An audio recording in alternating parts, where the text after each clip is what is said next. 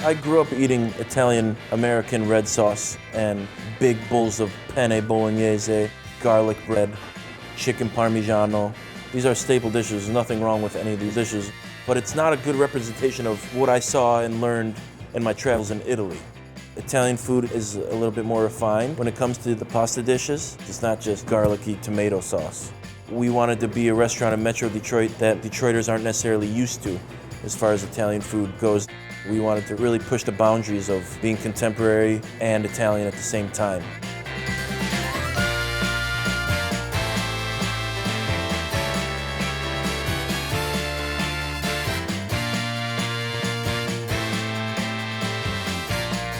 Modern Rome is diverse cuisine to me, but it's just kind of the inspiration to SheWolf. A lot of chefs from Rome have traveled, been all over Europe, spent time in Japan, and they're bringing a lot of their knowledge back to Rome with them and cooking with it. So Roman cuisine is expanding as far as the amount of ingredients and techniques that you're seeing, but there's staple dishes that just won't change. A lot of the dishes on our menu are just straight up chef-driven dishes using Italian ingredients and stuff that I've seen in my travels, but you do have the 4 staple Roman pastas on the menu.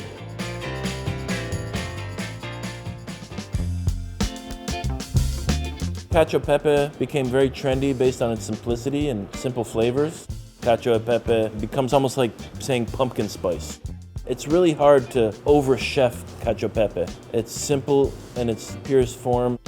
Freshly cracked black pepper in a pan with some olive oil and let it get nice and toasty. Once your pepper starts to really get toasted, you're going to hit it with a dash of pasta water, touch of butter, and make your pan sauce. Then the pasta comes out of the water, goes into that peppery butter sauce, give it a toss, you add your pecorino cheese, and you keep coating it, and that's it. It's pretty simple. Butter, cheese, pepper.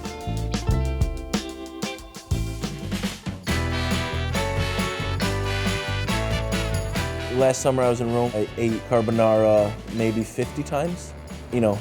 Research. Once you add guanciale to cacio pepe, you basically have a pasta called la gricia. If you add a little bit of egg, you have a pasta carbonara. They all have very similar ingredients, and they're all very Roman.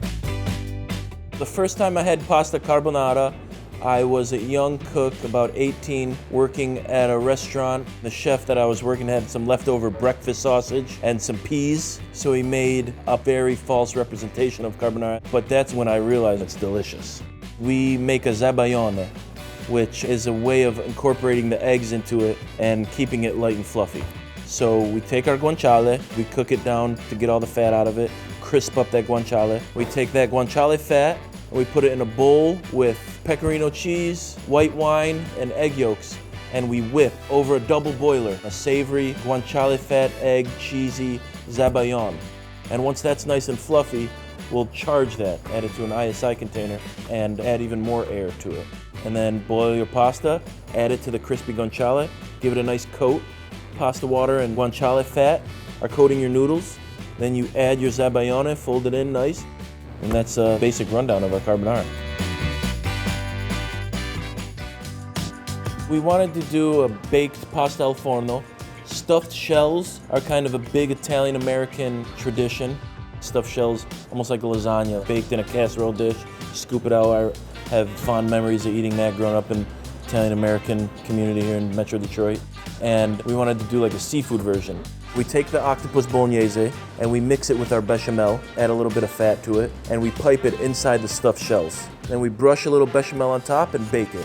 Once it gets those nice crispy outside edges, kind of like lasagna, everybody knows the best part of baked pasta is the crispy burnt edges. We hit it on the plate and we garnish it with our blush sauce, and we top it with a little pine nut gremolata, which adds some texture and some breadcrumbs, a little bit of lemon for a little bit of freshness to the dish.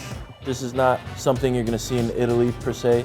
Alla bolognese means from Bologna, which is a landlocked city. Our bolognese is made with octopus, hence you would never see it in Bologna. It's one of those dishes where Italians come in, eat it, and then yell at me because you know how Italians are.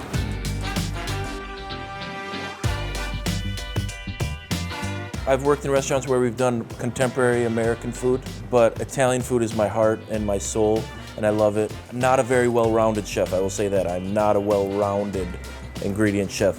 I'm very Italian in that aspect. I'm not closed-minded. I love all cuisines, but when it comes to cooking it, when I'm forced to be creative, I very much lean on the Italian experience that I've gained.